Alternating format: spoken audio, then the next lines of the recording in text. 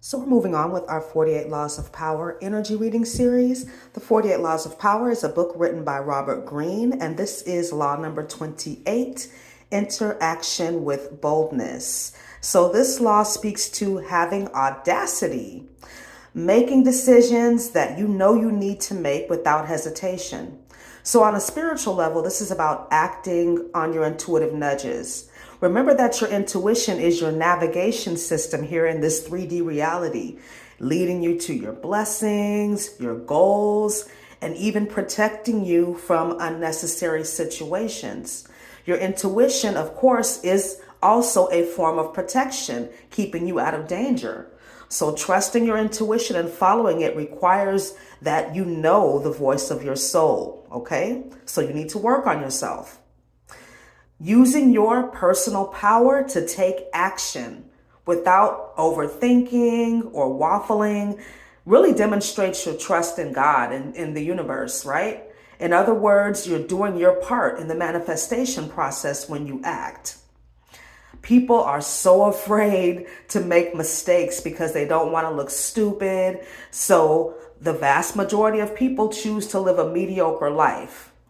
But, I'm reminded of this quote that Lou Brock, the late baseball player, said. He said, "Show me a guy who's afraid to look bad, and I'll show you a guy I can beat every time." I've always liked that quote. According to this law, though, here's how boldness and hesitation work. Now, these are suggestions, ideas. They could be positive or negative, okay? So take what resonates and leave the rest. But the first one is to lie boldly. So con artists, fuck boys and fuck girls, politicians, and people that have, made offers or make offers that are sounding too good to be true. These are an example of lying boldly, or people that lie boldly, right? Usually trying to hide a weakness or fakeness. The second idea here is that hesitation will make you lose, okay? People will perceive you as a pushover, although I don't think being perceived as a pushover is always a bad thing. When I sense somebody's trying to play me or finesse me, I let them continue doing exactly what they're doing, because I want to see how far they're willing to go. I'm always a student of life. I like to observe and watch people, how they move and what they think they're getting away with, because I'm going to give you just enough rope to hang yourself with. And my cutoff game is very strong. This is something that I do without hesitation, okay? Moving on, the next idea, bold moves intimidate people because this puts them on defense. They don't know what to expect from you, right? Hesitation creates obstacles.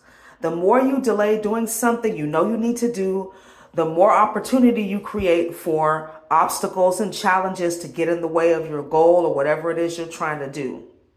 Boldness erases doubt, because what's done is done, right? If you act, there's no reason to be doubtful. You've already done it. And boldness also inspires others to act without second guessing themselves. Boldness also makes you stand out, attracting attention, right? And this could be either good or bad, but I think that you need to be okay with both. If you're a bold person, then chances are you're not a people pleaser anyway. And so many people care about what others think, which according to this law is a form of self-absorption, right? Really, nobody's thinking about you like that most of the time. Most people are just so insecure, they're worried about what you're thinking. Being bold takes practice, okay? I'm a bold person because I don't give a fuck what anybody thinks.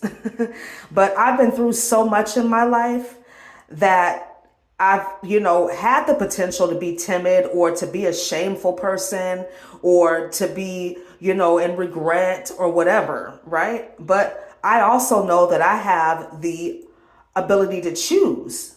And since I'm aware that I always have a choice, I choose to be bold and to live on purpose, regardless of what I've been through, regardless of how people perceive me, regardless of who supports me, right? As long as you are living on purpose, you will be supported by the universe. So be bold enough to be yourself in a world where so many people are trying to be somebody else. All right? So I hope this video was helpful for you. Thank you so much for listening and watching. Have a wonderful day. Namaste.